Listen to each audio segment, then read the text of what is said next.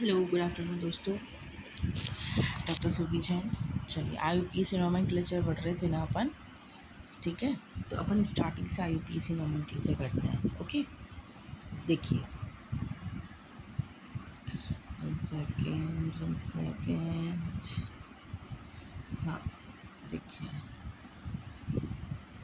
देखो, अपन को जैसे फर्स्ट ऑफ ऑल इसका IUPAC नोमेनक्लेचर करना है ना। तो अपन क्या करेंगे, सबसे पहले पोटेशियम लिखेंगे। ठीक है, पोटेशियम लिखेंगे, है ना। पोटेशियम लिखेंगे और यहाँ पे कोऑर्डिनेशन स्फीयर के बाहर है पोटेशियम, तो इसका नंबर नहीं लिखेंगे, केवल पोटेशियम लिखेंगे। फिर उसके बाद अपन लिगेंड का नोमेनक्लेचर करेंगे। लिगेंड का यहाँ पे 6 हैं, तो पहले लिखेंगे हेक्सा, फिर लिखेंगे साइनो, देन अपन फिर उसके बाद मेटल का नोमेनक्लेचर करेंगे। अच्छा, मेटल का आयरन लिखेंगे कि फेरेट, कॉम्प्लेक्स यदि राइट साइड में है तो ऑलवेज रिमेंबर, ध्यान रखना है कि मेटल के नाम के पीछे 8 आएगा। कोऑर्डिनेशन स्फीयर यदि राइट साइड में है या फिर उसके पास नेगेटिव चार्ज है तो मेटल के नाम के पीछे 8 आएगा। क्लियर है? तो यहाँ पे अपन लिखेंगे फेरेट। ठीक है ना, आयरन नहीं लिखेंगे, फेरेट। ब्रैकेट में इसकी अपन लिखेंगे कोऑर्डिनेशन नंबर रोमन नंबर में। ठीक है ना, तो यहाँ पे इसकी कोऑर्डिनेशन नंबर सेकंड है, तो उसमें अपन ने सेकंड लिख दी। ओके, फिर अपन देखते हैं दूसरा नोमेनक्लेचर, इधर वाला देखो। इसमें देखो, इसमें सबसे पहले अपन हेक्सामीन लिखेंगे, हेक्सा एमीन लिख दिया। इसके बाद मेटल का नाम लिखेंगे कोबाल्ट। कोबाल्ट की ऑक्सीडेशन स्टेट रोमन नंबर में 3rd। फिर उसके बाद लास्ट में क्या लिखेंगे, क्लोराइड। अच्छा, कोऑर्डिनेशन स्फीयर के बाहर है ये क्लोराइड, इसलिए इसका नंबर नहीं दिखाएंगे, केवल क्या लिखेंगे, क्लोराइड लिखेंगे। क्लियर? क्लियर है ना। चलिए नेक्स्ट चलते हैं। नेक्स्ट एग्जांपल है अपने पास CuNH3 का ऑल्थराइज H2O। तो यहाँ पे पहले एक्वा आएगा, एमीन। देखो, दो कोनों का नाम ए से है, लेकिन सेकंड लेटर देखें तो एमीन में सेकंड लेटर एम है और एक्वा का सेकंड लेटर क्यू है। तो पहले एमीन लिखेंगे, 3 है इसलिए ट्राई एमीन, H2O के लिए ट्राई एक्वा, कोबाल्ट 3rd, बाहर कौन है अपना कोऑर्डिनेशन स्फीयर के क्लोराइड। तो इस तरह से नोमेनक्लेचर करेंगे। इसका नोमेनक्लेचर करते हैं 5th वाले का। देखो, इसमें बाहर लिखेंगे, बाहर कौन है, सोडियम है, सबसे पहले सोडियम लिख दिया। फिर C2O4 को क्या बोलते हैं, ऑक्जेलेट। ऑक्जेलेट नेगेटिव लिगेंड है तो इसलिए बोलेंगे ऑक्जेलेटो, तो ट्राई ऑक्जेलेटो। ठीक है ना, ये ऑक्जेलेट यहाँ गलत लिखा है, यहाँ पे O आएगा। ठीक है, इधर ऑक्जेलेटो, इधर क्या आएगा, O, oxalato. Clear? Negative ligand के नाम के पीछे O लगाएंगे, साइनो, क्लोराइडो, ब्रोमिडो, आयोडो, ऑक्जेलेटो, सल्फेटो, इस तरह से। उसके बाद अपन लिखेंगे, अच्छा पहले तो मैंने कोऑर्डिनेशन स्फीयर राइट साइड में है, राइट साइड में हो या फिर उस पर नेगेटिव चार्ज हो, दोनों में से कोई भी दिख जाए, तुमको नेगेटिव चार्ज दिखता है कोऑर्डिनेशन स्फीयर पे या फिर वो राइट साइड में दिख जाए तो मेटल के नाम के पीछे 8 लगा देंगे, तो फेरेट हो जाएगा। लास्ट में इसकी ऑक्सीडेशन नंबर लिख देंगे 3rd, फेरेट 3rd। तो इस तरह से अपन नोमेनक्लेचर करेंगे। लास्ट एक और एग्जाम्पल देख लेते हैं का 6th वाला। इसमें देखिए, इसमें हो जाएगा अपने पास ट्राई एमीन, है ना। फिर लिखेंगे ट्राई नाइट्रो। ठीक है, ट्राई नाइट्रो, है ना, ट्राई नाइट्रो। और उसके बाद लिखेंगे अपन कोबाल्ट 3rd। क्लियर? ये पॉजिटिव चार्ज नहीं आएगा, यहाँ पे पॉजिटिव चार्ज गलत लगा हुआ है। ऑलरेडी NO2 पे -1 होता है, 3 है तो -3, तो x इक्वल टू क्या आ जाएगा अपने पास, प्लस का 3, तो कोबाल्ट 3rd होगा, है ना। प्लस चार्ज के दिया हुआ है इस पर। तो इस तरह से अपन नाम नोमेनक्लेचर करेंगे। इसका क्या होगा, NaCO4 का यहाँ पे एक मिस्टेक हो रखी है, क्या, इसको बड़े ब्रैकेट में बंद नहीं किया हुआ, टेट्रा कार्बोनिल, है ना, निकल 0। कार्बोनिल न्यूट्रल लिगेंड है, 0 चार्ज होता है, तो निकल पे भी कौन सा चार्ज आएगा, 0 चार्ज आएगा। क्लियर है ना। तो टेट्रा कार्बोनिल निकल 0, ऑक्सीडेशन नंबर हमेशा स्मॉल ब्रैकेट में लिखते हैं। तो इस तरह से अपन कोऑर्डिनेशन कंपाउंड का नोमेनक्लेचर करते हैं। ठीक है, चलिए अब अपन आ जाते हैं इधर बर्नर थ्योरी। ठीक है ना, बर्नर थ्योरी पढ़ते हैं अपन, बर्नर थ्योरी। चलिए, सबसे पहले कोऑर्डिनेशन कंपाउंड के लिए जो थ्योरी दी थी वो बर्नर ने दी थी।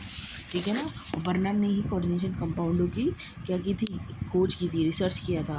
ठीक है ना, सबसे पहले फाउंड किसने किया था कोऑर्डिनेशन कंपाउंड्स को, बर्नर ने। तो इसलिए फादर ऑफ कोऑर्डिनेशन कंपाउंड भी बर्नर होता है, father of coordination compound, coordination compound, father of coordination compound कौन होता है? बर्नर, ऑलवेज रिमेंबर, ठीक है। फादर ऑफ कोऑर्डिनेशन कंपाउंड कौन है भाई? बर्नर है, क्योंकि इन्होंने सबसे पहले कोऑर्डिनेशन कंपाउंड की खोज की थी। चलिए, तो सबसे पहले अच्छा इन्होंने क्या बताया था? इन्होंने बताया था कोऑर्डिनेशन जो कंपाउंड होते हैं उसके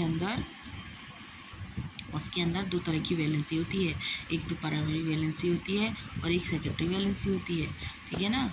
तो प्राइमरी वैलेंसी कौन सी होती है? देखिए, प्राइमरी वैलेंसी जो होती है मेटल के ऑक्सीडेशन नंबर को शो करती है।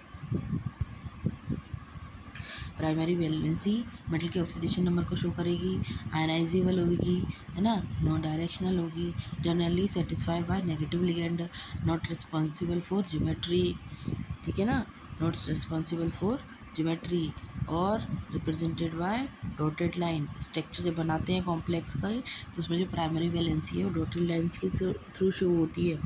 फिर आते हैं अपन सेकेंडरी वैलेंसी पे, तो जो सेकेंडरी वैलेंसी होती है कोऑर्डिनेशन नंबर को बताएगी, नॉन आयनाइजेबल होगी, डायरेक्शनल होगी, बिल्कुल जस्ट इसका opposite, satisfy by negative as well as neutral ligand responsible for geometry represented by solid line, बिल्कुल इसके जस्ट अपोजिट होती है, ठीक है ना। एग्जाम्पल से देखते हैं कौन सी प्राइमरी कौन सी सेकेंडरी वैलेंसी है, ठीक है ना। अच्छा, यहाँ पे अपन ने कोई एग्जाम्पल नहीं लिया हुआ है, मैं बताती हूँ आपको एक एग्जाम्पल लिख के इधर देखो।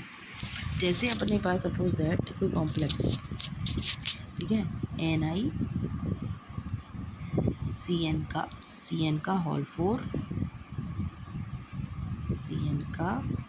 होल 4 और बाहर दे दिया है इसकी Cl2, ये दे दिया है। अब इसमें से प्राइमरी और सेकेंडरी वैलेंसी कौन सी है? तो प्राइमरी और सेकेंडरी वैलेंसी कैसे पहचानेंगे?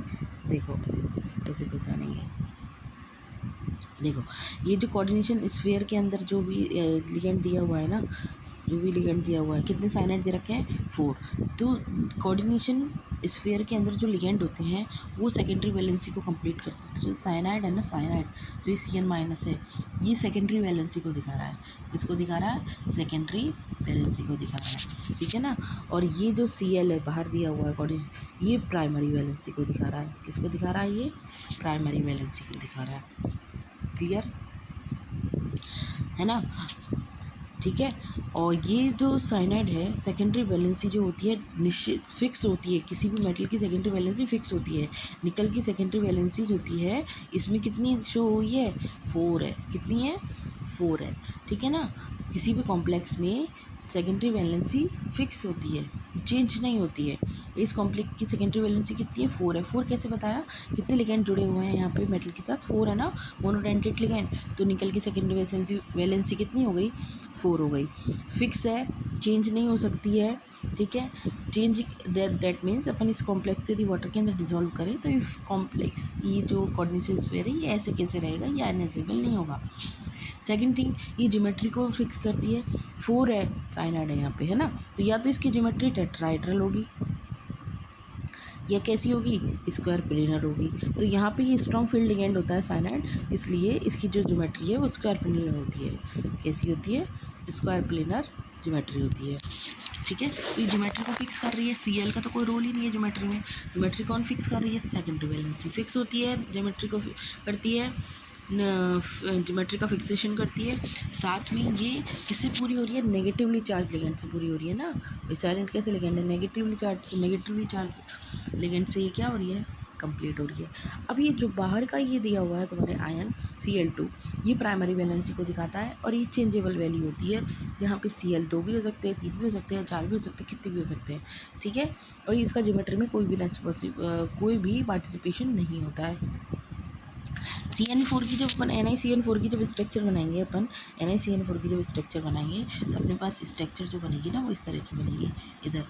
इधर एक CN, इधर दूसरा CN-, ठीक है, इधर तीसरा CN और ये अपना 4th CN, इस तरह से CN- लगा देंगे यहाँ पे, क्लियर है।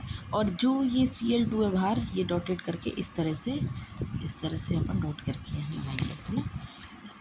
तो ये डॉटेड के लाइनों के थ्रू दिखाई जाती है सेकेंड प्राइमरी वैलेंसी, और जो सेकेंडरी वैलेंसी होती है वो सॉलिड लाइन की, सॉलिड लाइन ही तो है, और ये डॉटेड लाइन के थ्रू दिखाई जाती है, क्लियर है।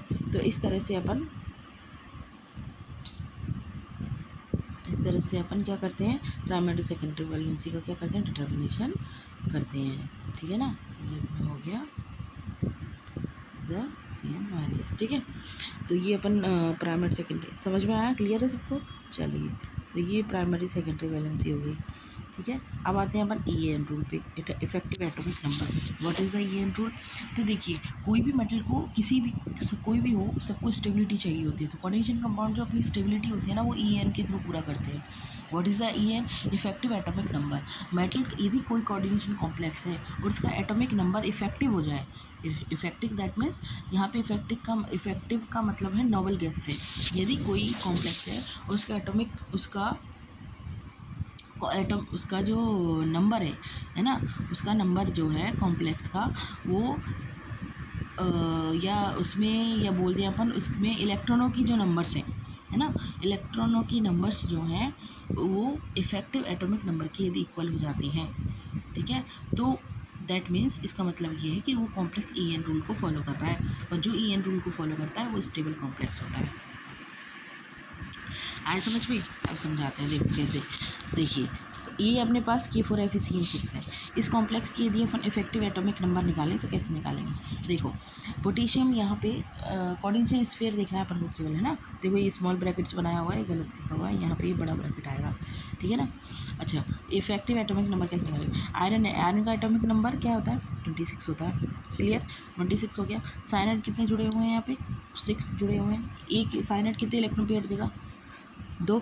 तो ऐड कर दी, क्या इसमें अपने ऐड क्या करेंगे? 12, 6 मल्टीप्लाई 12 ऐड कर दिए। आयरन की ऑक्सीडेशन नंबर कितनी, ऑक्सीडेशन स्टेट कितनी है, कैसे निकालेंगे? आयरन की ऑक्सीडेशन स्टेट X मान लें अपन। 6 साइनाइड है, एक पे -1 होता है, तो 6 पे -6, और प्लस का और कौन है? प्लस का 4 कैसे आया? पोटेशियम पे +1 होता है, 4 है, इक्वल टू में 0। तो X बराबर क्या आ जाएगा अपने पास? प्लस का 2 आ जाएगा। X - 2 बराबर 0 आएगा, तो X इक्वल टू क्या आ जाएगा? प्लस का 2। तो इस तरह से अपन ने ऑक्सीडेशन स्टेट भी निकाल ली। तो X पे कितना चार्ज आया? +2 आया है ना, +2 आया है। +2 का मतलब 2 इलेक्ट्रॉन कम हो रहे हैं, तो -2 कर दो। आया समझ में? +2 ऑक्सीडेशन स्टेट है ना, तो Fe कौन सी ऑक्सीडेशन? +2 में है, that means +2, that means 2 electron कम हो गए ना 26 में से, ठीक है। तो माइनस का 2 कर दिया, तो अपने पास क्या आएगा? 26 + 10 कितना आएगा? 36, ठीक है। अभी किसका एटॉमिक, कौन सी नोबल गैस का एटॉमिक नंबर है? कौन से गैस का नंबर एटॉमिक नंबर है? टेल मी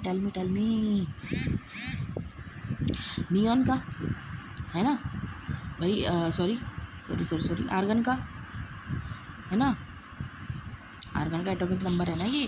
हीलियम का कितना होता है? 2। नियॉन का कितना होता है?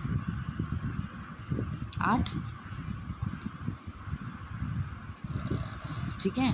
फिर आर्गन का 18, अरे सॉरी, क्रिप्टॉन का एटॉमिक नंबर है ये, सॉरी, क्रिप्टॉन का एटॉमिक नंबर हो गया ये। तो कोई भी कॉम्प्लेक्स है, यदि उसका एटॉमिक नंबर नोबल गैसेस के एटॉमिक नंबर के इक्वल आता है, तो इसका मतलब है कि वो कॉम्प्लेक्स इफेक्टिव एटॉमिक रूल को फॉलो कर रहा है, ठीक है ना। और जो इफेक्टिव एटॉमिक रूल को फॉलो करता है, EN रूल को फॉलो करता है, वो स्टेबल कॉम्प्लेक्स होता है। कैसा कॉम्प्लेक्स होता है? स्टेबल कॉम्प्लेक्स होता है। और इफेक्टिव एटॉमिक नंबर कौन सी होती है? इफेक्टिव एटॉमिक नंबर होती है, देखो, इफेक्टिव एटॉमिक नंबर होती है कौन सी? ये होती है, देखिए, 18, 36, 54 और 86। यदि कोई कॉम्प्लेक्स है इन एटॉमिक नंबर को फॉलो कर रहा है, ठीक है ना, इन एटॉमिक नंबर को फॉलो कर रहा है इनको, तो इसका मतलब है कि वो स्टेबल कॉम्प्लेक्स है। और इन एटॉमिक नंबर को निकालेंगे कैसे? सबसे पहले मेटल का एटॉमिक नंबर लेंगे, फिर उसमें जो साइनाइड, जो लिगेंड इलेक्ट्रॉन दे रहा है, उनको ऐड करेंगे, ठीक है ना। और जो भी मेटल पे चार्ज आएगा उसको उसमें से माइनस कर देंगे, अपने पास आ जाएगा। दूसरा एग्जांपल सॉल्व करें, चलिए इसको सॉल्व करते हैं। NiCO4 को स्टार्ट करते हैं। देखो, निकल का एटॉमिक नंबर कितना होता है? 28 होता है, लिखा हुआ है यहाँ पे। कार्बोनिल है, कार्बोनिल कितने इलेक्ट्रॉन देगा? 4 है, एक एक कितना इलेक्ट्रॉन देगा 2, तो 4 मल्टीप्लाई बाई 2 8 आ जाएगा। निकल पे कोई चार्ज है नहीं है, तो जीरो ऑक्सीडेशन। तो 28 + 8 28 + 8 36 EN रूल फॉलो कर रहा है नहीं कर रहा, फॉलो EN रूल। ठीक है ना, इस तरह से अपन कैलकुलेट करेंगे। चलिए, है ना। देखो क्रिप्टॉन का 36 होता है, यहाँ पे अपन ने मेंशन भी किया हुआ है। क्रिप्टॉन का 36, जीनॉन का 54 और रेडॉन का 86। ठीक है ना, क्रिप्टॉन का कितना होता है 36, ठीक है, जीनॉन का 54 और रेडॉन का 86। ये एटॉमिक नंबर होते हैं। तो क्लियर। चलिए नेक्स्ट, चलिए अपन यहाँ पे अपन ने वही प्राइमरी और सेकेंडरी वैलेंसी को मेंशन किया हुआ है। देखो प्राइमरी बताया था अभी मैंने, है ना। प्राइमरी वैलेंसी को डॉटेड लाइन से, K4 कॉम्प्लेक्स क्या था, K कॉम्प्लेक्स ये है अपने पास, K4FeCN6, ठीक है ना, ये वाला कॉम्प्लेक्स है। तो यहाँ पे K4 है, K4 primary valency coordination sphere के बाहर है, तो डॉटेड लाइन से बताया है, इसको इस तरह से डॉटेड लाइन से दिखा दिया। और यहाँ पे जो साइनाइड है वो इंक्लूड अंदर की तरफ है, 6 साइनाइड है, तो इनको सॉलिड लाइन से दिखा दिया। ठीक है, और इस पूरी कंप्लीट को इस कोऑर्डिनेशन स्फीयर के इसमें बड़े ब्रैकेट में बंद कर दिया। प्राइमरी और सेकेंडरी वैलेंसी हो गई। सेकेंडरी वैलेंसी का ही रिस्पॉन्सिबल होती है ज्योमेट्री में, प्राइमरी वैलेंसी का कोई भी और डायरेक्शनल भी सेकेंडरी वैलेंसी होती है। देखो फिक्स डायरेक्शन में कौन सी डायरेक्शन है, ये ऑक्टाहेड्रल। इसकी शेप क्या हो जाएगी कॉम्प्लेक्स की, क्या शेप हो जाएगी भाई, ऑक्टाहाइड्रल। ऑक्टाहाइड्रल शेप होगी, फिक्स है ना, फिक्स शेप है, ज्योमेट्री फिक्स है।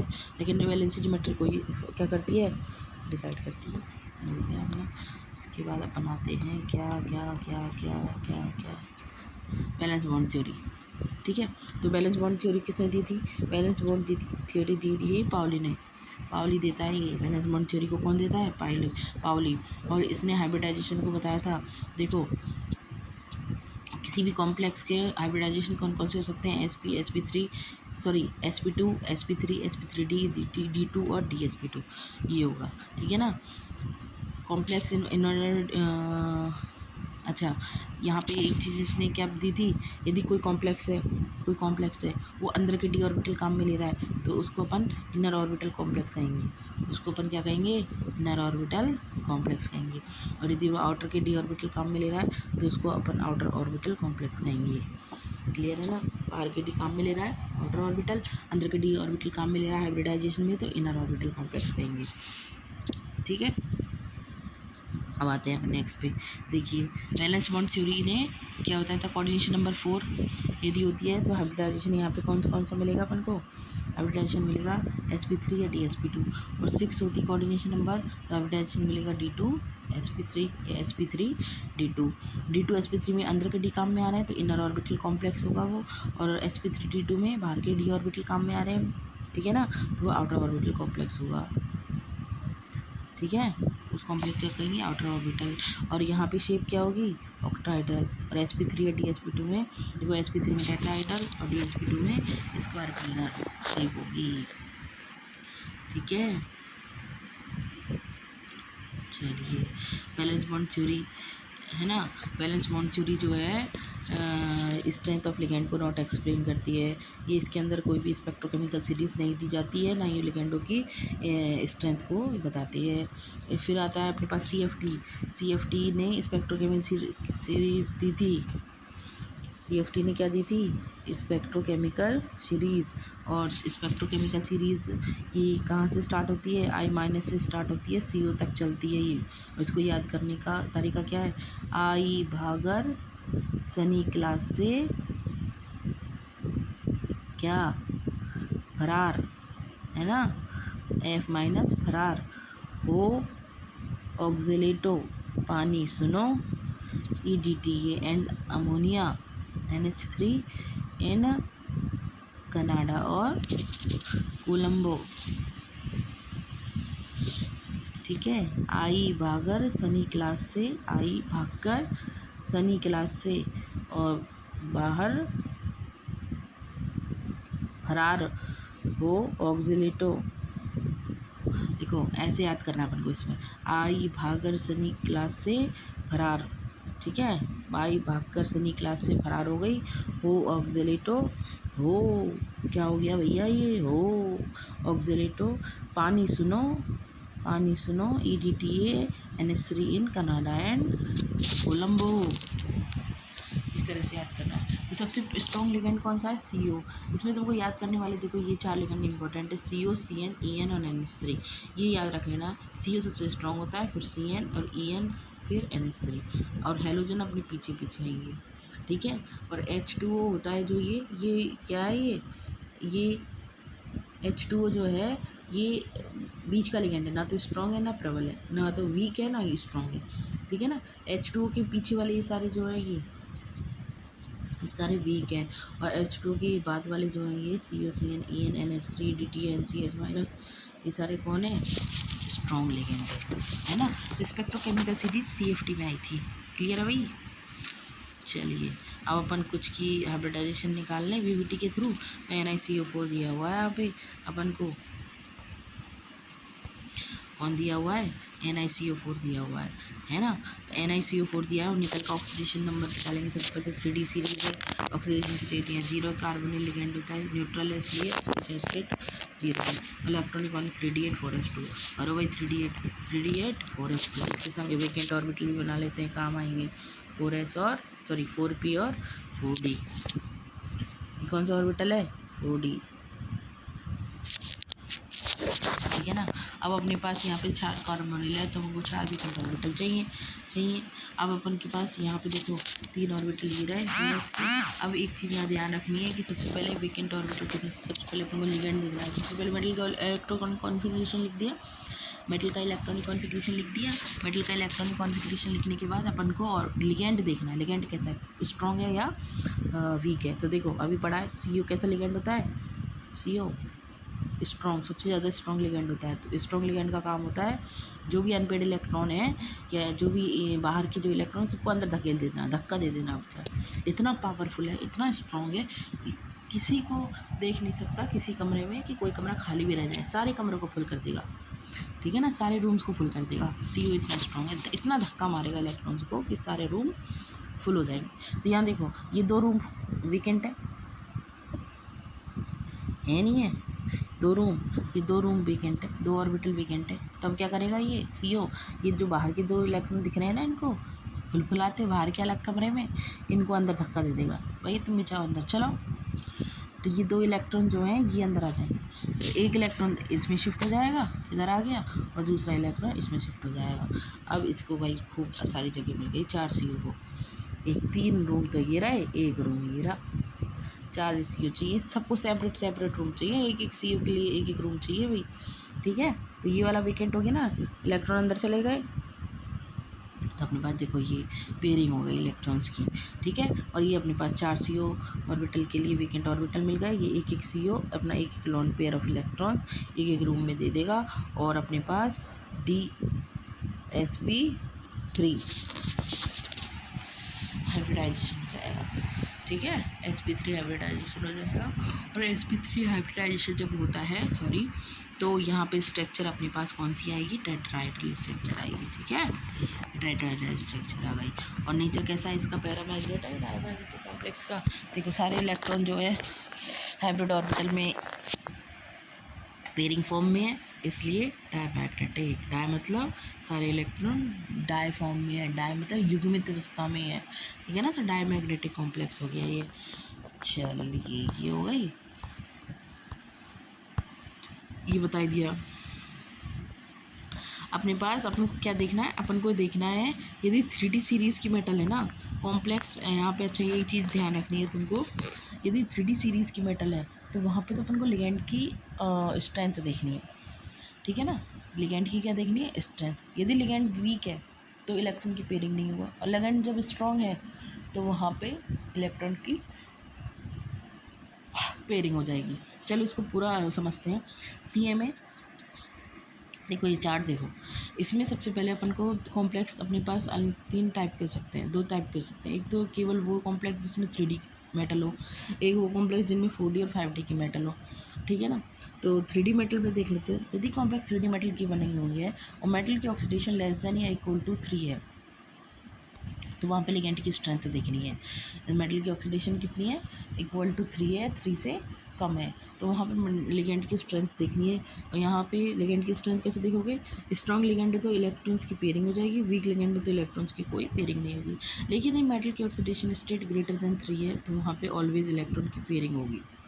लिगेंड की फील्ड का कोई काम नहीं है वहाँ पे, ऑक्सीडेशन स्टेट ग्रेटर देन 3 है तो वो इलेक्ट्रॉन की पेयरिंग होगी। लिगेंड चाहे वीक हो या स्ट्रॉन्ग हो, झंझट ही नहीं है। झंझट केवल किस में है, प्रॉब्लम किस में, केवल ऑक्सीडेशन स्टेट लेस देन 3 हो, इक्वल टू 3 हो, तो उस टाइम में अपन को लिगेंड देखना है, स्ट्रॉन्ग है तो पेयरिंग हो जाएगी, वीक है तो पेयरिंग नहीं होगी, सीधी सी चीज़ है, ठीक है ना। और 4D और 5D सीरीज़ में भी ऑलवेज मेटल यदि कॉम्प्लेक्स में 4D और 5D सीरीज़ की है तो इलेक्ट्रॉन की पेयरिंग हो जाएगी। तो अपन को रिमेंबर क्या रखना है, याद क्या रखना है, अपन को केवल ये याद रखना है कि मेटल की यदि ऑक्सीडेशन स्टेट इक्वल टू 3 है या लेस देन 3 है तो ही अपन को लिगेंड की स्ट्रेंथ चेक करनी है, बाकी अपन को लिगेंड की स्ट्रेंथ चेक नहीं करते। ऑक्सीडेशन ग्रेटर देन 3 हो तो भी पेयरिंग होगी, 4D और 5D की मेटल हो तो भी पेयरिंग होगी, केवल यहाँ पे अपन को देखना है लिगेंड स्ट्रॉन्ग है तो पेयरिंग होगी और वीक है तो पेयरिंग नहीं होगी। कब, जब ऑक्सीडेशन स्टेट लेस देन 3 या इक्वल टू 3 होगी। क्लियर है ना, ये होता है this is the CMA rule, ठीक है। चलिए, है ना, अब यहाँ पे अपन ने ये मेटल के कुछ स्ट्रक्चर बनाई हुआ है हाइब्रिडाइजेशन, तो ये होमवर्क है, नोट कर लीजिए आप। सबसे पहला ये यहाँ पे NiCN6, ठीक है, माइनस का 4 है ना, ये इसका आंसर हो जाएगा, हाइब्रिडाइजेशन इसका हो जाएगा D2sp3, फिर है NiCN का होल 4 -2, यहाँ पे CN स्ट्रॉन्ग लिगेंड है, पेयरिंग हो जाएगी, ठीक है ना, DsP2 आएगा, ठीक है। और इसमें NiCl4 -2, इसमें Cl वीक लिगेंड है, इलेक्ट्रॉन की पेयरिंग नहीं हुई, इलेक्ट्रॉन आराम से रहेंगे, कोई टेंशन नहीं है भाई, उन पर कोई जोर चलाने वाला हो है कोई है नहीं। Cl तो अपने फ्री रहता है, किसी को ना टेंशन देता ना कुछ लेता, अपने मस्त अलग से रूम लिए 4, उसमें सेट हो गए 4 Cl, अंदर के इलेक्ट्रॉन को तो छेड़ा नहीं है इसमें, छेड़ा ही क्या, नहीं छेड़ा ना, ये जैसे थे वैसे रह गए। टेट्राहेड्रल स्ट्रक्चर होगी, sp3 होगा, इलेक्ट्रॉन अनपेयर्ड है, देखो 2 इलेक्ट्रॉन पेयर दिख रहा है ना, यहाँ पे ये पैरामैग्नेटिक नेचर का होगा, ठीक है। टेट्राहेड्रल स्ट्रक्चर कैसे बनाएंगे अपन, टेट्राहेड्रल स्ट्रक्चर, ठीक है। लिगेंड कौन है, ये Cl, इधर Cl, इधर Cl, Cl, ठीक है भाई। अब देखो इंपॉर्टेंट केसेस देख लेते हैं। CuNH3 का होल 4+2 है, CuNH3 का होल 4+2 DsP2, ठीक है ना, CuNH3 का होल 6+2 D2sp3 हाइब्रिडाइजेशन है, ठीक है, Pd+2 Pt+2, ठीक है, DsP2 4D 5D की मेटल है ना, तो 4D 5D की मेटल तो ऑलवेज पेयरिंग होगी, तो लिगेंड देखना ही नहीं है, ठीक है भाई। CrNH3 का होल 6+3 CrH2 का होल 6+3 DsP2 sp3 ठीक, तो ये हो गया, ये एक्सेप्शन है, ये दोनों कौन कौन से, CuNH3 का होल 4+2 CuNH3 का होल 6+2, ठीक है। इसमें यहाँ पे D2sp3 और DsP2 ये दो याद रखना है तुमको, ये एक्सेप्शन है, होना चाहिए था sp3 लेकिन है क्या DsP2, इसमें सेकंड वाले में होना चाहिए था sp3 D2 लेकिन है क्या D2sp3, बस ये दोनों याद रखना, एक्सेप्शन है।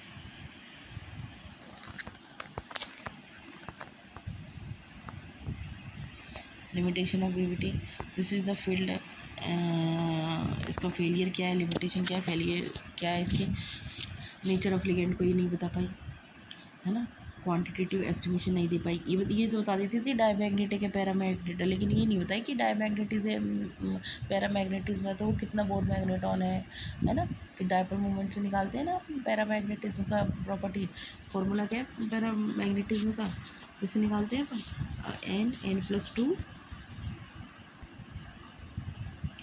n+2 है ना, अंडर रूट बोर मैग्नेट्रॉन से निकालते हैं ना, ऐसे निकालते हैं ना, n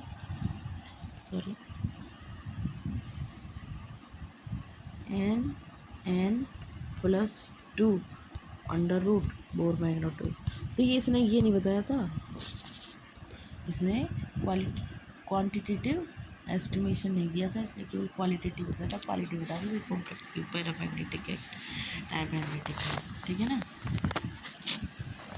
उसके बाद do not predict exact geometry for C N coordination number 4 and 5। Colour spectral property तो इसने बिल्कुल ही एक्सप्लेन नहीं की थी, उसके बारे में तो बिल्कुल बात ही नहीं की है इसने, ठीक है। मैग्नेटिक प्रॉपर्टीज क्या होती हैं? मैग्नेटिक प्रॉपर्टीज़ देखो, कोई कॉम्प्लेक्स जो होता है ना, दो तरह की मैग्नेटिज्म शो करेगा, या तो वो पैरामैग्नेटिक होगा या डायमैग्नेटिक होगा। इलेक्ट्रॉन डायमैग्नेटिक होगा ना, तो डायपोल मोमेंट उसका डायपोल मोमेंट नहीं, मैग्नेटिक मोमेंट, ठीक है। चार्ज सेपरेशन की जब बात आती है तो वहाँ डायपोल मोमेंट की बात आती है। मैग्नेटिक प्रॉपर्टी में मैग्नेटिक मोमेंट निकालेंगे, तो जो मैग्नेटिक मोमेंट निकालेंगे ना अपन N+2 4 मैग्नेटॉन्स, ये पैरामैग्नेटिज्म निकालते हैं। डायमैग्नेटिज्म के लिए तो मैग्नेटिक मोमेंट 0 ही होता है, क्योंकि डायमैग्नेटिक में पेयर होती है इलेक्ट्रॉन्स की ऑलवेज, ठीक है ना। तो देखो मैग्नेटिक प्रॉपर्टी में देखते हैं, पैरामैग्नेटिज्म जो होता है वो अनपेयर्ड इलेक्ट्रॉन के डायरेक्टली प्रोपोर्शनल होता है। पैरामैग्नेटिज्म को बताने के लिए अपन एक फॉर्मूला यूज़ करते हैं, है ना। पैरामैग्नेटिज्म को अपन दिखाते हैं मैग्नेटिक मोमेंट से, उसके लिए अपन फॉर्मूला लेते हैं ये वाला, और एन क्या है, नंबर ऑफ अनपेयर्ड इलेक्ट्रॉन, ठीक, नंबर ऑफ इलेक्ट्रॉन। फिर आते हैं अपन ऑक्टाइडल कॉम्प्लेक्स पे। ऑक्टाइडल अब CFT पढ़ रहे हैं अपन, PVT हो गई, CFT पढ़ रहे हैं, ठीक है ना। CFT पढ़ रहे हैं अपन। अच्छा, CFT में अपन दो तरह के कॉम्प्लेक्स पढ़ते हैं, एक तो पढ़ते हैं टेट्राहाइड्रल और एक पढ़ते हैं अपन ऑक्टाइडल कॉम्प्लेक्स।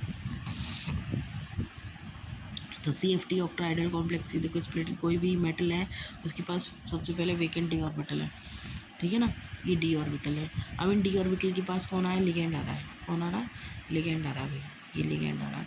लिगेंड के आने की वजह से देखो लिगेंड के पास अपने इलेक्ट्रॉन होंगे, है ना। लिगेंड इलेक्ट्रॉन लेके आ रहा है, मेटल के ऑर्बिटल्स में भी इलेक्ट्रॉन होंगे, कुछ ना कुछ तो इलेक्ट्रॉन होंगे ही होंगे, इलेक्ट्रॉन्स होंगे।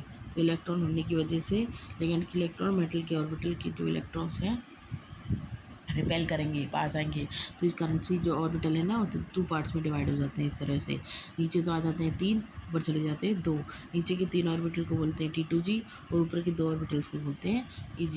नीचे के 3 ऑर्बिटल T2G जो है DXY DYZ, DXZ होगा, और ये DXY DYZ DXZ, ये यहाँ पे गलत लिखा दिया है, ये होगा DXZ, ठीक है ना। और ऊपर के जो 2 ऑर्बिटल है वो होंगे DX² Y² DZ, ठीक है।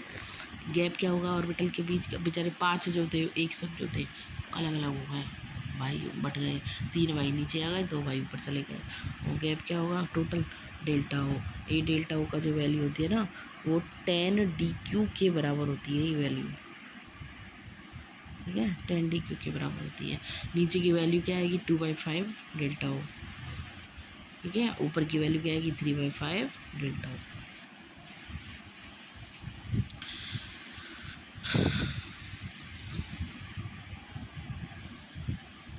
कलर देखो, कोई भी कॉम्प्लेक्स है, यहाँ से अपनी CFT स्टार्ट हो गई, कहाँ से, यहाँ से अपन अब CFT पढ़ रहे हैं। सबसे पहले मैग्नेटिक प्रॉपर्टी पढ़ ली कॉम्प्लेक्स की, CFT ने मैग्नेटिक प्रॉपर्टी बताई, इसका क्वांटिटेटिव क्वालिटेटिव दोनों तरह से एक्सप्लेन किया, ठीक है। फिर अपन ने यहाँ पे मैग्नेटिज्म देख लिया ना, मैग्नेटिज्म देखने के बाद अपन यहाँ पे कॉम्प्लेक्स की स्प्लिटिंग कर दी। कलर देख देंगे अब, कोई भी कॉम्प्लेक्स होता है वो कलर 2 तरह से शो करता है, ठीक है ना, डी ट्रांजिशन और चार्ज ट्रांसफर स्पेक्ट्रा। तो पहले एक डी ट्रांजिशन पढ़ लें। देखो डी ट्रांजिशन क्या होता है, जब स्प्लिटेड डी ऑर्बिटल से इलेक्ट्रॉन का स्प्लिटेड डी ऑर्बिटल में ट्रांजिशन जो होता है ना, उसको डी ट्रांजिशन कहते हैं। सपोज दैट जैसे इलेक्ट्रॉन का ये स्प्लिटेड हीरा, ये स्प्लिटेड यहाँ दिखा रखा है स्प्लिटेड, देखो इलेक्ट्रॉन का इस तरह से स्प्लिटेड ऑर्बिटल्स में से स्प्लिटेड ऑर्बिटल में ट्रांजिशन, डी से डी ऑर्बिटल, भाई ये 3 और 2 है तो डी के है, तो किसके, डी के ही है ना। तो डी ऑर्बिटल से डी ऑर्बिटल में इलेक्ट्रॉन का ट्रांजिशन जो होता है ना, उसको डी ट्रांजिशन कहते हैं। और डी ट्रांजिशन के कारण कोई भी जो कॉम्प्लेक्स होता है ना वो कलरफुल होता है, ठीक है, कलरफुल होगा। एग्जाम्पल देखो, टाइटेनियम H2 का होल 6+3। ये कॉम्प्लेक्स जो है वॉयलेट कलर का है, ठीक है ना। तो यहाँ पे वॉयलेट कलर का है और इसका टाइटेनियम का इलेक्ट्रॉनिक कॉन्फ़िगरेशन क्या है, T2G से D1 3D1, ठीक है ना। 6 लिगेंड है, 6 लिगेंड है मतलब ऑक्टाहाइड्रल कॉम्प्लेक्स हो गया। ऑक्टाहाइड्रल की तरह स्प्लिट कर देंगे T2G से EG में टूट जाएगी। इसका जो एक इलेक्ट्रॉन है वो कहाँ रहेगा, T2G में रहेगा। ये रहा देखो, T2G में रहेगा, ठीक है ना। इसका एक इलेक्ट्रॉन किस में रहेगा, 3D1, ठीक है। ये एक इलेक्ट्रॉन यहाँ आ जाएगा, ये एक इलेक्ट्रॉन T2G से EG में जाएगा, तो उसके कारण से ये वॉयलेट कलर का हो जाएगा। कैसा कलर का हो जाएगा ये कॉम्प्लेक्स, वॉयलेट कलर। किसकी बात कर रहे हैं अपन, टाइटेनियम +3 की बात कर रहे हैं, ठीक है। ये रहा, लेकिन जैसे अपन ने हीट किया ना, इसको हीट किया तो ये जो कॉम्प्लेक्स है वो कलरलेस हो जाएगा, ठीक है। इसके अंदर कोई डी ट्रांजिशन नहीं होगा। क्लियर है भाई।